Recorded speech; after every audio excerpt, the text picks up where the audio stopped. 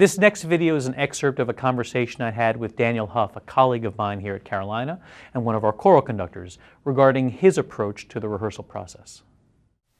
Welcome, my name is Evan Feldman, and my guest today is Daniel Huff, who directs the Men's Glee Club and also coordinates the Music Education Department here at UNC Chapel Hill. Dan, welcome. Thank you. So let's start off with kind of a broad-based question of what is your philosophy of rehearsals or your basic process as a choral conductor?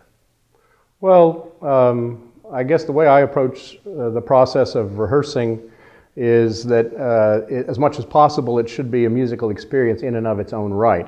In other words, it serves the useful function of training voice and training ensemble and training ability to hear and all that sort of thing. But for the people who are in it, it has to be a musical experience in its own right. So it has to be gratifying to some extent musically, apart from that it has to teach them a lot of things.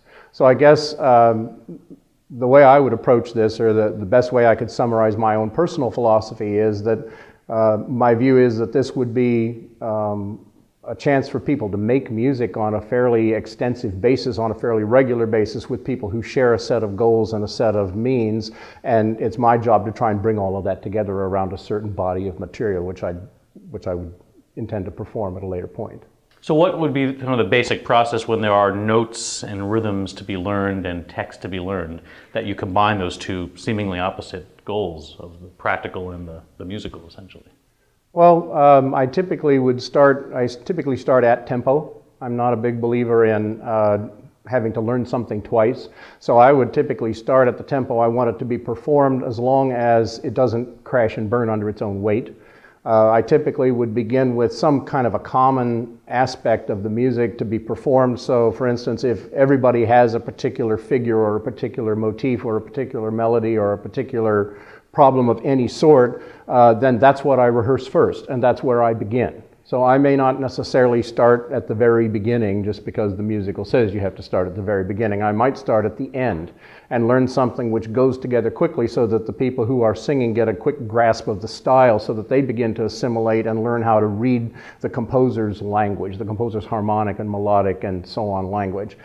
Secondly, then I layer as much as possible. So whenever I'm rehearsing a group, I add to it. So I try and keep everybody, and my rule is to try and involve as many people as much of the time as I possibly can doing something in common. And then if I have to reduce, or if I have to cut down, then I'm going to cut down in for a minimal amount of time to the minimal level at which I can keep as many people going as possible. Don't know whether that exactly answers what you're wanting to know, but the essence of this is that if this is going to be a musical experience for the people who are involved in learning the notes, then it has to be rapid, and it has to be efficient, and it has to generalize to the end product, so that when they get done learning it, they're already performing. And I don't want them to learn it twice in any sense of the term, either in terms of just the language or just the whatever. And I'll rule out alternatives. I'll take out, for instance, start only with the pitches if the language is extremely complex, something like Russian or African languages, or something where the level of familiarity is in the way of learning everything else. Or if the rhythms are highly complex, then I'll do them only on the rhythms in order to teach the rhythms, and layer in the notes next and layer in the text last. But generally speaking, I like to go as close to tempo as I can, right from the beginning, in some compact place, starting right where something that they share, so that they get a sense of what the work is going to be as soon as possible, rather than leave them in isolation with tiny chunks.